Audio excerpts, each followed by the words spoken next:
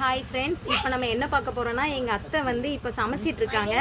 அது என்ன சமையல்னு சொல்லி எங்கள் அத்தை கிட்ட கேட்போம் வாங்க. அத்தை, என்ன சமையல் பண்ணுறீங்க? அயலை மீன் குழம்பு வைக்கிறோம். என்ன மீன்? அயலை மீன். அயலை மீனா? அது ஏன் இப்போ அடுப்பில் போட்டு ஊதிட்டு கிடைக்கீங்க? அடுப்பில் போட்டு ஊதுனா தான் டேஸ்ட்டாக இருக்கும். அத்தை, இந்த மீன் குழம்பு நீங்கள் எப்படி வைப்பீங்க? நாங்கள் மசாலா அத்தை, நீங்கள் எப்படி சமைச்சிங்கன்னு கொஞ்சம் ஃப்ரெண்ட்ஸுங்களுக்கும் சொல்லுங்கள், உங்களை பார்த்து கற்றுப்பாங்கல்ல.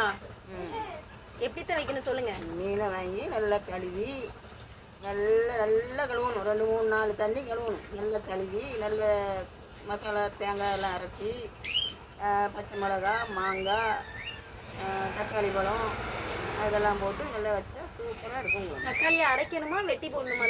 வெட்டி தான் போடுவோம். தக்காளி மிளகாய் எல்லாத்தையும் வெட்டி தான் போடுவோம். பாருங்க ஃப்ரெண்ட்ஸ், இப்போ நம்ம சூப்பராக அடுப்பில் தீ கப கபன்னு எரியுது.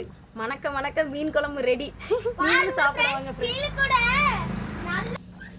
நீங்கள் அந்த நாள்ல இருந்து இந்த நாள் வரைக்கும் மண் சட்டியில் தான் வைப்பீங்களா? ஆமாம், நாங்கள் அலுமினி சட்டியே நாங்கள் எடுக்க மாட்டோம். மண் சட்டி தான். அப்புறம் கேஸ் அடுப்பு யூஸ் பண்ண மாட்டீங்க? அதையும் பண்ண மாட்டோம். இப்போ கேஸ் அடுப்பில் சமைக்கிறது நல்லதா இல்லாட்டி விறகு அடுப்பில் சமைக்கிறது நல்லதான்னு கொஞ்சம் சொல்லுங்கள். விறகு அடுப்பில் சமைக்கிறது தான் நல்லது. கேஸ் அடுப்பில் சமைக்கிறது நல்லது இல்லை. அது நோய் நொடி எல்லாமே வரும். அந்த காலத்தில் விறகு ஈஸியாக கிடைக்கும். இந்த காலத்தில் விறகு இல்லையே. விறகுலாம் நம்ம நினச்சா விறகு வர போகுது. மண்ணில் வச்சு நல்லா அழகாக சாப்பிடுங்க. இதே மாதிரி நல்லா அழகாக டேஸ்ட்டாக இருக்கும். பிறகு எவ்வளோ அழகாக எரியுது பற்றிலாம் நின்று எரியுது. இதை மாதிரி நீங்களும் மண் சட்டியில் வச்சு விறகு அடுப்பில் வச்சு சமையல் பண்ணுங்கள்.